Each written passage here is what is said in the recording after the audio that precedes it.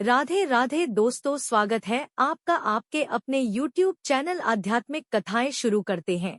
आज की बहुत ही ज्ञानवर्धक, रोचक और मनोरंजन कहानी आज हम आपको सुनेंगे। एक राजा और उसकी 7 रानियां की कहानी। बहुत समय पहले एक राजा था, उसे राजा की 6 रानियां थी। राजा का राज्य बहुत दूर दूर तक फैला हुआ था। राजा बहुत ही दयालु और धार्मिक प्रवृत्ति वाला था। वह हमेशा अपनी प्रजा की भलाई के लिए काम करता था। वह राज्य की प्रजा को अपनी संतान की तरह मानता था। राज्य की प्रजा भी अपने राजा को बहुत प्रेम करती थी। उसके राज्य की सीमाएं बहुत दूर दूर तक फैली हुई थी। राजा के राज्य में प्रजा को किसी प्रकार कोई भी दुख नहीं था। राजा की कोई संतान नहीं थी, इसलिए राजा को हमेशा यही चिंता लगी रहती थी। संतान प्रताप के लिए राजा एक एक करके 6 शादियां कर चुका था, परंतु अभी तक किसी भी रानी से उन्हें संतान की प्रताप नहीं हुई। राजा घर में पूजा पाठ करने के साथ ही राज्य के सभी मंदिरों में जाकर पूजा पाठ करवाते, यज्ञ करवाते और दान धर्म करते, लेकिन फिर भी रानियां मां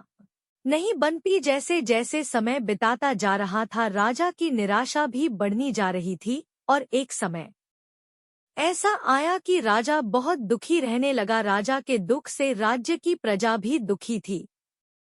उन्हें भी राजा के समाज ही प्रजापालक और उत्तराधिकारी अपने की कामना थी, जो पूरी नहीं हो रही थी। उसे राज्य के लोग सदा ईश्वर से उनके लिए मां से कामना करते और प्रार्थना करते कि राजा के यहाँ कम से कम एक पुत्र तो जरूर पैदा हो जाए, जो उनके राज्य का आने वाला राजा बने। इसके लिए उनकी प्रजा भी देवी देवताओं की आराधना करती थी, देवी देवताओं से मलोटियां मांगती थी। राजा ने बहुत प्रयास किया, कुछ भी नहीं छोड़ वह, परंतु अभी तक किसी का भी दिया हुआ आशीर्वाद राजा को नहीं फैला था। एक दिन की बात है, राजा जंगल में शिकार करने के लिए निकले। शिकार करते समय वह एक हिरण का पीछा करते करते जंगल में काफी दूर निकाल गए। हिरण तो उन्हें मिल नहीं पाया। वह हिरण ना जान कहाँ छुप गया था। राजा काफी डर तक हिरण को जंगल में इधर उधर ढूंढते रहे, लेकिन वह हिरण उन्हें कहानी नहीं मिला। काफी डर तक इस प्रकार घूमते घूमते राजा को प्यास ग गई थी। राजा अपने रास्ते से भी भटक चुके थे, फिर भी वह घोड़ा लेकर आगे बढ़ जा रहे थे। चारों दिशाओं में घनघोर जंगल ही जंगल था।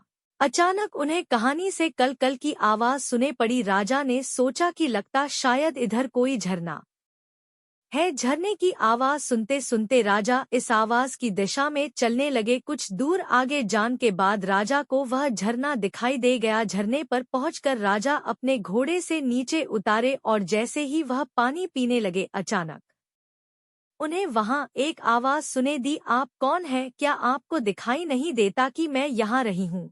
आप यहाँ कैसे ए गए? राजा ने चौंक कर पीछे मुड़कर देखा। सचमुच अपनी प्यास के आगे उन्हें दिखाई नहीं दिया कि एक लड़की झरने में नहा रही थी। उन्होंने जल्दी से अपनी आंखें दूसरी तरफ फिर ली और कहा, मुझे बहुत प्यास लगी थी, इसलिए मैं पानी पीने ए गया। मुझे एक क्षमा करें, मैंने आपको नहीं देखा। यदि आप बड़ा नहीं मैं तो मैं पानी पी लूं और फिर मैं यहाँ से चला जाऊंगा।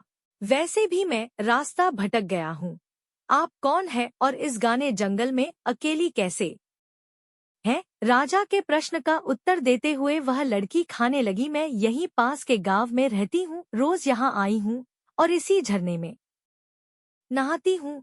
यह झरना और नदी जंगल के बीच में है, इसलिए यहाँ कभी कोई नहीं आया। मैं तो निश्चित होकर नहा रही थी, मुझे नहीं पता था कि आप यहाँ आ जाएंगे। आप मेरी तरफ पीठ करके पानी पी लीजिए और थोड़ी देर उधर रुक जाइए। थोड़ी देर में मैं आपको रास्ता बता दूंगी। राजा पानी पीकर वहाँ से कुछ दूर जाकर एक पेड़ की छांव में उधर की तरफ पीठ करके खड़ा हो गया। इधर वह लड़की जल्दी जल्दी नहाकर एक चट्टान की ओटी में जाकर कपड़े बदलने लगी और कुछ ही देर में वहां से निकालकर राजा के पास गई। राजा के पास आकर वह खाने लगी, आपको और पानी पीना है तो पी लीजिए। राजा ने कहा, नहीं नहीं, पानी तो मैंने पी लिया है, अब तुम मुझे अपना परिचय दो और मेरी मदद करो। लड़की खाने लगी, मैंने अपने घर ले जाने के लिए कुछ फल तोड़ रखे हैं, आपको भूख लगी होगी, आप उन्हें खा सकते हैं।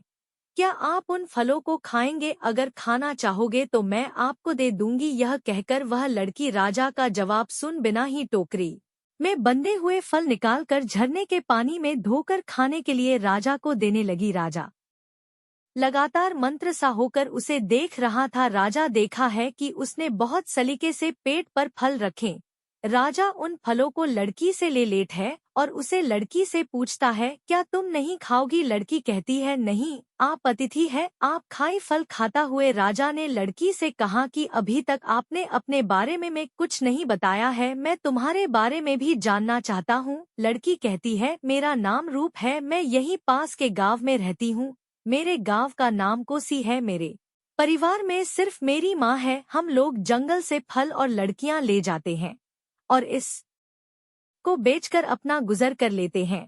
घर के पास थोड़ी सी जमीन है, हम लोग उसमें कुछ अनाज और सब्जियां उग लेते हैं, जिससे हमारा खर्चा चल जाता है। इसके बाद उसे लड़की ने कहा कि मैंने तो अपने बारे में आपको सब कुछ बता दिया है, अपने बारे में भी आप कुछ बताइए, आप कौन है? राजा ने एक पल के लिए कुछ सोचा और फिर बोला कि जब मैं अगली बार मिलने आऊंगा तब बताऊंगा। तुमको देखकर बात करने का मन होता है, बातें करने की इच्छा होती है। इसके बाद रूप हंसते हुए बोली, मैंने आपको बताया तो था कि मैं रोज यहाँ आती हूँ, सुबह लकड़ियाँ ले जाकर माँ को दे देती हूँ, फिर फल लेकर जाती हूँ। उसके बाद खाना खाकर हम सब्जी और फल बेचने के लिए बाजार जाते हैं। मैं आपको रोज इस समय यहाँ मिलूंगी, या फिर आप चाहे तो आप मेरे गांव में भी आ सकते हैं। उसके बाद राजा वहां से चल पड़ा और अपनी राजधानी आ गया।